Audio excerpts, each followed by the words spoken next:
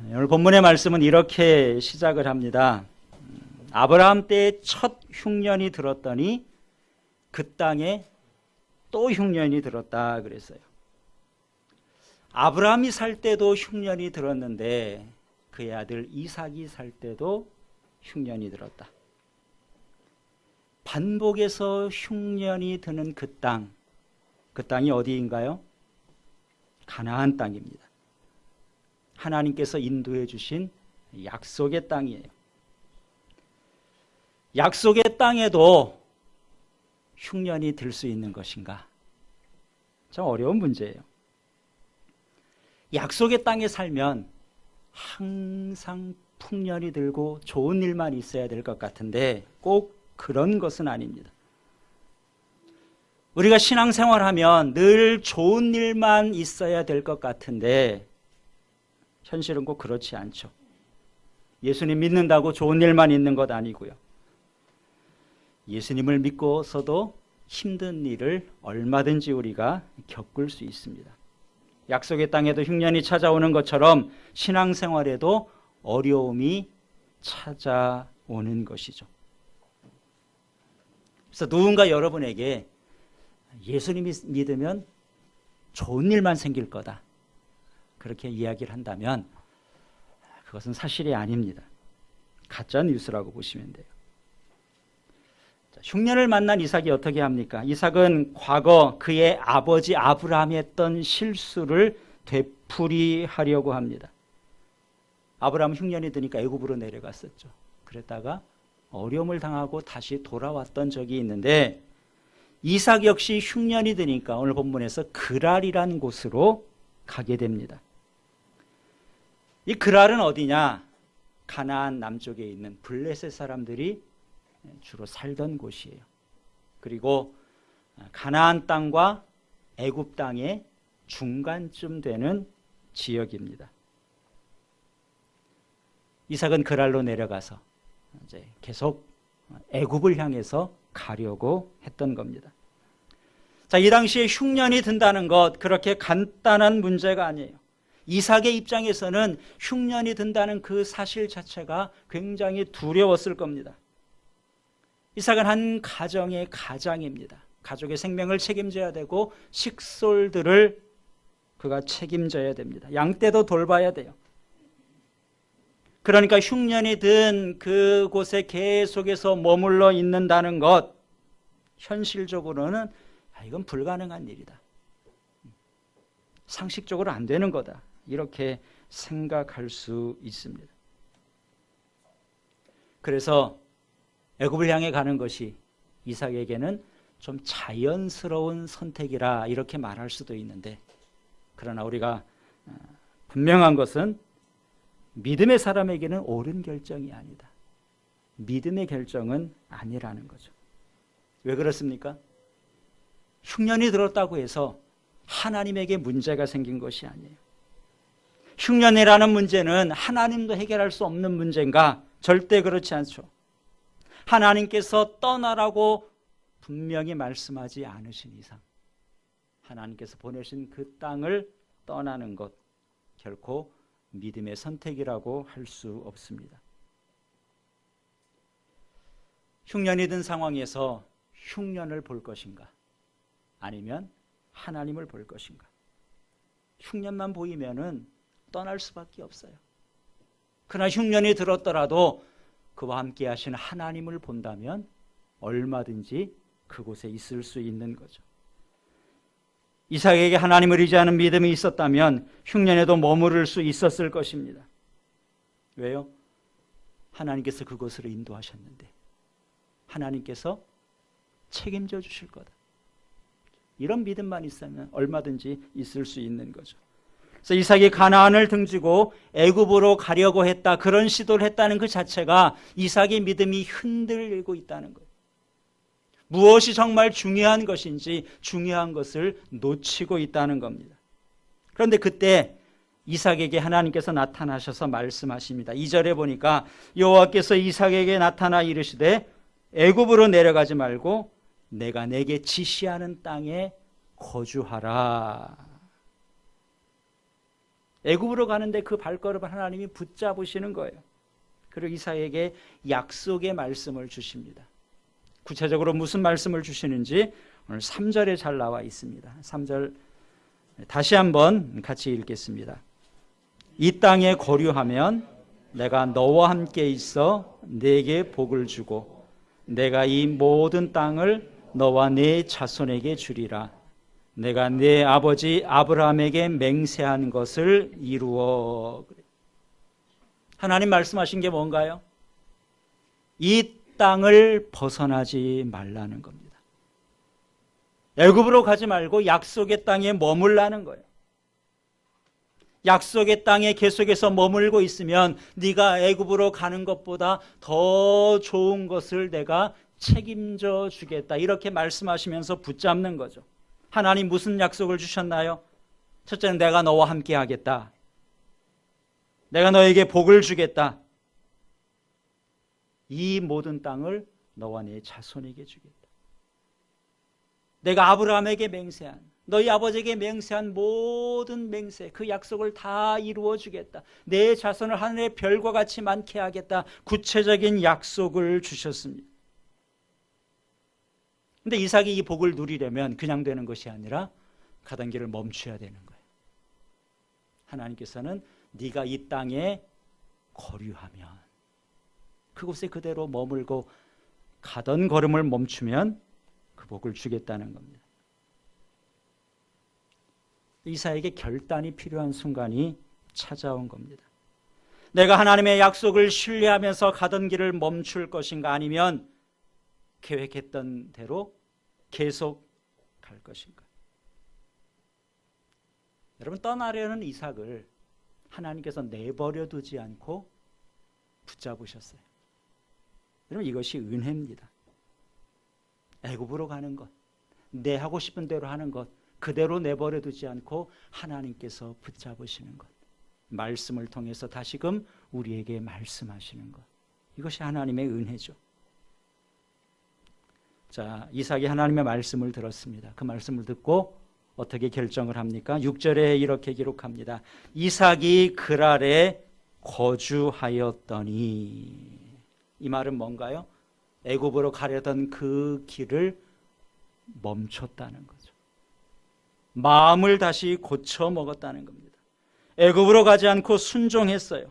흔들리는 믿음을 다시 바로 세운 겁니다. 다행이에요.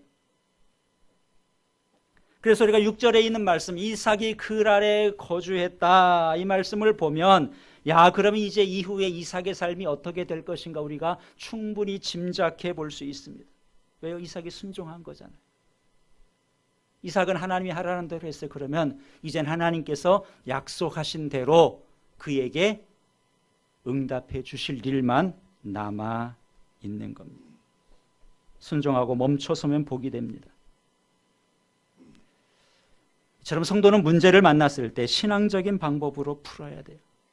남들이 하는 방법대로, 세상 사람들이 하는 그 길을 그냥 쉽게 따라가면 안 됩니다. 행여 처음에는 내가 흔들려서 그 길을 가려 했다 할지라도 하나님께서 분명하게 아니라고 하면 멈출 수 있는 것, 이것이 우리의 믿음인 것입니다. 근데 걸음을 멈춰서 그랄에 계속해서 머물러 있던 이삭에게 또 하나의 문제가 생겼습니다. 그것은 뭐냐면은 이삭이 자기 안에 리브가 때문에 생명의 위협을 느끼게 된 거예요.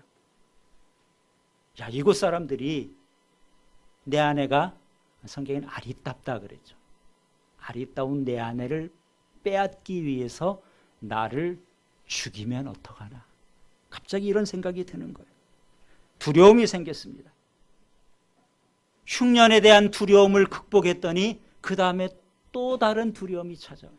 내가 아내를 뺏기는 게 아닌가. 그것이 아니라 그것 때문에 내가 생명을 잃어버리는 것이 아닌가. 이삭에게 두려움이 생겼는데, 두려움이 생겼다는 것은 역시 하나님보다도 그 문제가 더 크게 보이기 시작한 겁니다.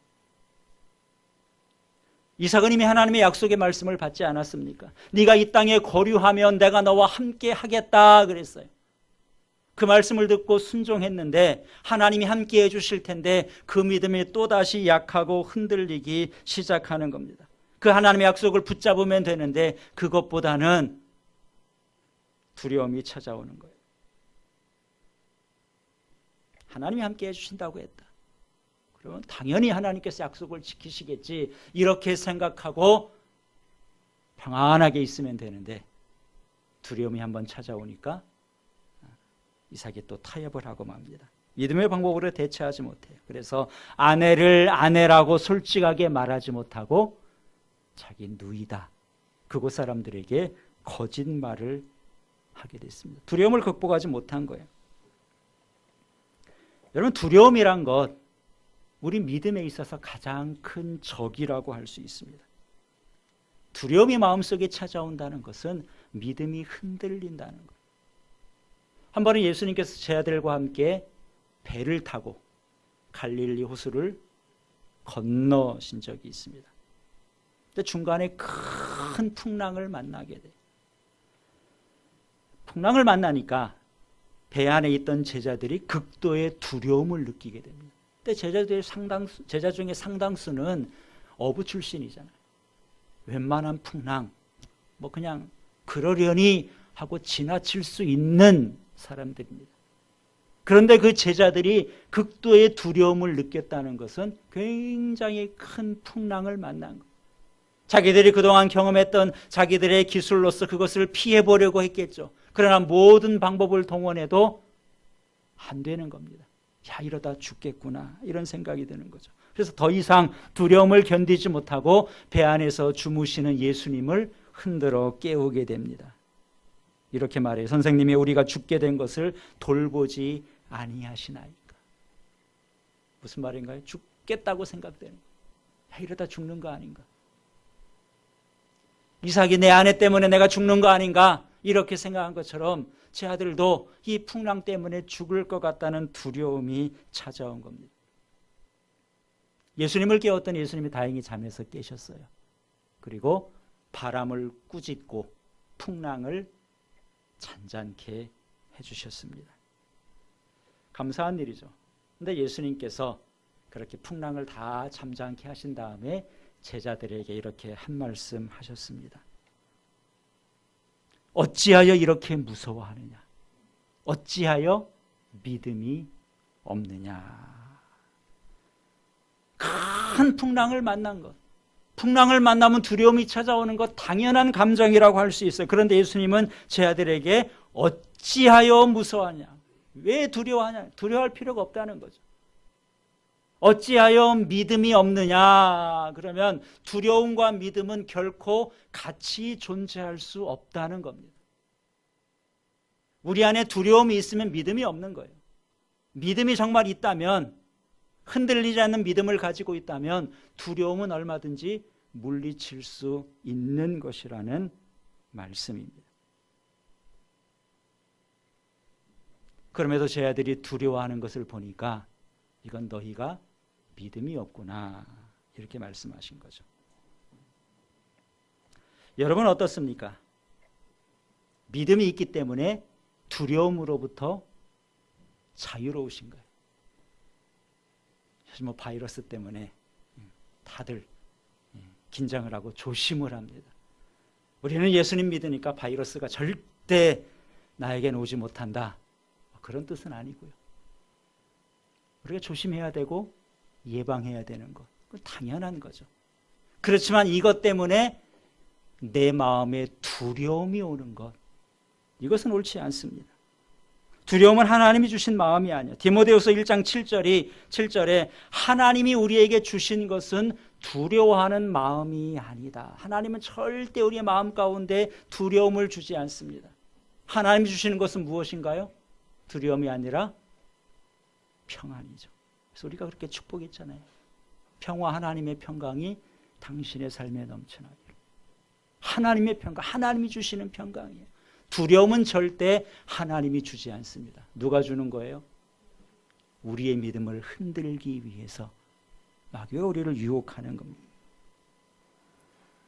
이렇게 이삭이 부부 사이를 남매라고 속인 채 그랄 땅에서 불안한 동거를 하고 있는데 어느 날 블레셋 왕 아비멜렉에게 그들의 정체가 탄로가 나고 말았습니다. 아비멜렉이 창으로 보니까 이삭이 자기 아내 리브가를 껴안고 있거든요. 야, 저거는 남매 사이에 있을 수 없는 일인데 분명 부부 사이인데 우리를 속였구나. 그래서 아비멜렉이 이삭을 부릅니다. 너희들 내가 보니까 분명히 부부 사이인데 왜 속였냐 이렇게 물어봐요. 이삭이 뭐라고 대답합니까? 내가 죽을까 봐 두려워서 그랬습니다. 내 생각에는 그렇게 하면 될 줄 알았다. 자기 생각이에요. 아내를 누이라고 속이는 것 하나님의 생각이 아니라 자기 생각이고 인간적인 생각이죠. 그렇게 하면 그 문제를 해결할 수 있을 것이라고 했는데 결국 두려움을 이기지 못한 겁니다. 자, 그런데 그 문제 때문에 아비멜렉이 이삭을 더 이상 책망하지 않습니다. 도리어 보호해줘요. 오늘 본문 11절에 이렇게 말씀하죠. 아비멜렉이 이에 모든 백성에게 명하여 이르되 이 사람이나 그의 아내를 범하는 자는 죽이리라 하였더라. 도리어 그 문제 때문에 이삭에게 불이익을 주는 것이 아니라 앞으로 이삭을 더 보호해 주겠다는 거예요. 무엇인가요? 이삭의 연약함을 하나님께서 지키시고 보호해 주시는 겁니다. 이삭이 부족하다 할지라도 하나님께서는 내가 너와 함께 하겠다. 이 땅을 떠나지 않으면 내가 너와 함께 하겠다. 그 약속을 하나님께서 지키시고 계신 겁니다. 언약의 상속자인 이삭을 보호하는 거예요. 리브가의 태를 보호해 주신 겁니다. 리브가를 통해서 이삭과 리브가를 통해서 아브라함의 축복이 그들에게 흘러가고 그들을 통해서 아브라함과의 언약이 이어져야 되기 때문에 이삭이 연약하더라도 그의 믿음이 흔들린다 할지라도 하나님께서 특별히 아비멜렉을 통해서 보호하고 계신 겁니다. 오늘 우리도 이삭처럼 연약한 자들이죠. 두려움이 찾아옵니다. 믿음으로 극복해요. 그것으로 끝난 것이 아니라 수시로 우리가 삶 가운데 염려가 찾아오고 두려움이 찾아옵니다. 우리도 하나님의 언약의 상속자들이지만 이삭의 믿음이 흔들린 것처럼 우리도 그럴 때가 얼마든지 있어요. 실수를 반복할 때가 있습니다. 그러나 다행인 것은 그럼에도 불구하고 하나님께서 우리와 함께 하시고 지켜주신다는 사실이죠. 그래서 우리가 잘 아는 찬송가 가사에도 그렇게 되어 있습니다. 내 주와 맺은 언약은 영불변하시니 그 나라 가기까지는 그 다음 뭐죠? 늘 보호하시니. 왜 하나님께서 보호해 주시는가? 하나님의 언약이 있기 때문이에요. 왜 하나님께서 이삭이 연약함에도 보호해 주시는가? 하나님께서 그렇게 약속하셨기 때문이죠. 내가 너와 함께 하겠다. 약속한 그 복을 이루어 주겠다.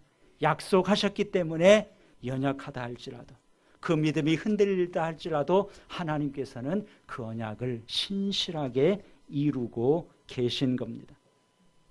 그래서 우리도 힘들어도 약속의 땅에 머물러야 됩니다. 언약 안에 머물러야 돼요. 하나님이 주시는 말씀에 순종해야 됩니다. 왜냐하면 거기에 우리의 소망이 있기 때문에 그렇습니다. 애굽에 가지 않고 그 걸음을 멈췄어요. 그 땅에 머문 이삭에게 하나님께서는 약속대로 복을 주겠다 하셨는데 큰 복을 주십니다. 여러분 창세기 26장 12절을 보시기 바랍니다. 12절과 13절 말씀 우리 같이 읽습니다. 이삭이 그 땅에서 농사하여 그 해에 100배나 얻었고 여호와께서 복을 주심으로 그 사람이 창대하고 왕성하여 마침내 거부가 되어. 자, 이삭이 그 땅에서 농사했다. 그 땅이 어디예요? 그가 떠나려고 했던 땅이죠. 떠나지 않고 그 땅에서 농사했더니 어떻게 돼요? 그 해에 100배나 거뒀다는 겁니다. 흉년이 들어서 이러다 죽는 것 아닌가 그래서 떠나려고 했어요. 근데 하나님께서 그 흉년이 든 땅에 복을 주셨습니다. 몇 년 후가 아니라 그 해에 하나님은 100배로 거두게 해주십니다. 여러분, 하나님이 주시려고 하면 누가 그것을 막을 수 있겠습니까? 만약에 이삭이 애굽으로 갔다, 강이 있는 애굽으로 갔다 한들 그곳에서 100배를 거뒀겠어요? 절대 그러지 못했을 겁니다. 복은 하나님이 주시는 거예요. 하나님이 주시려고 하면 흉년도 아무런 문제가 되지 않습니다. 하나님께서 주시니까 그 땅에 그 해에 100배를 거두게 된 겁니다. 그대로부터 도시는 강을 중심으로 발달을 했습니다. 그래서 지금도 중동 지역에 있는 메소포타미아 있는 유프라테스 강, 그 강을 중심으로 발달한 문명을 우리가 메소포타미아 문명 그렇게 부릅니다. 또 이집트의 애굽의 나일강을 중심으로도 문명이 발달을 했어요. 우리나라도 큰 도시들은 다 강을 끼고 형성이 됐습니다. 그만큼 우리 생활에 물이 절대적으로 필요하기 때문에 그렇습니다. 그런데 하나님께서는 아브라함을 불러서 가나안 땅으로 인도하셨습니다. 아브라함이 처음에 살던 곳이 어디인가? 우르라는 곳이죠. 갈대아 지역의 우르인데 거기가 바로 메소포타미아 문명이 있었던, 티그리스와 유프라테스 강이 있던 그곳입니다. 강이 있는 곳에서 안정적으로 살고 있던 아브라함을 하나님께서 부르셨어요. 그리고 그를 인도한 곳이 가나안 땅입니다. 근데 가나안 땅은 큰 강이 없습니다. 특별히 아브라함이 살던 곳은 작은 강도 없어요. 그럼 어떻게 사냐? 하나님께서 비를 내려주셔야 사는 곳입니다. 겨울철 우기에는 비를 내려주시고 여름철 비가 오지 않는 건기에는 이슬을 내려주셔야만 초목이 자랄 수 있는 곳이에요. 하나님께서는 강에 있는 강유역에 살고 있는 아브라함을 불러서 가나안으로 인도하셨습니다. 그곳에 살기가 힘드니까 아브라함도 이삭도 다시금 강을 찾아서 가까운 애굽으로 가려고 하는데 하나님이 그 길을 막으신 거죠. 왜 하나님께서 막으셨겠습니까? 왜 하나님께서 강에 사는 것을 원치 않으시나요? 우리가 편하게 사는 것 하나님께서 기뻐하지 않는 것인가요? 그렇지 않죠. 하나님께서는 강에 살지 않고 가나안 땅에 살게 하신 것, 그것은 다름이 아니라 강을 의지하지 말고 하늘을 보라는 것, 하나님을 의지해서 살라는 것. 풍요로움은 강에서 오는 것이 아니라 하나님이 주신다는 거죠. 강에 살지 않아도 얼마든지 100배의 결실을 하나님께서는 주실 수 있다는 거예요. 이것이 이론으로만 되지 않기 때문에 하나님께서는 그의 삶의 자리를 옮기셔서 직접 경험하게 하시는 겁니다. 이곳에 살아봐라. 힘들다고 떠나려 그래요. 다시 주저앉혀서 한번 살아봐라. 누가 복을 주는 것인지. 약속의 땅에도 흉년이 찾아옵니다. 성도의 삶에도 어려움은 찾아올 수 있어요. 우리가 당황할 필요가 없습니다. 믿음이 흔들려서도 안 되고요. 세상적인 방법으로 해결할 필요도 없습니다. 그런 일이 있을 때는 이것은 나를 더 강하게 훈련하고자 하는 하나님의 일하심이구나. 강에 있는 나를 다시금 가나안으로 불러주시는 거구나. 그곳에서 하나님을 더 굳세게 붙잡는 그 믿음을 우리가 배워야 됩니다. 사랑하는 성도 여러분, 오늘 우리에게 있어서 약속의 땅 가나안을 떠나지 않는다는 것이 무엇을 의미하는 것이겠습니까? 그것은 다름이 아니라 세상을 향한 우리의 발걸음을 멈추는 거예요. 믿음이 흔들릴 때 다시금 하나님의 말씀을 붙잡고 하나님의 약속하신 그 자리에 머물러 있는 것입니다. 복은 누가 주나요? 복은 애굽이 주는 것이 아니라 하나님이 주시는 겁니다. 복은 세상이 주는 것이 아니라 하나님께서 주시는 거예요. 하나님이 주시면 몇 배로 주셔요? 100배로 주시는 하나님이십니다. 오늘도 그 하나님 신뢰하고 하나님 의지하고 믿음 안에서 하나님 예비하신 그 복을 100배로 누리시기를 우리 주님의 이름으로 축원합니다. 기도하겠습니다.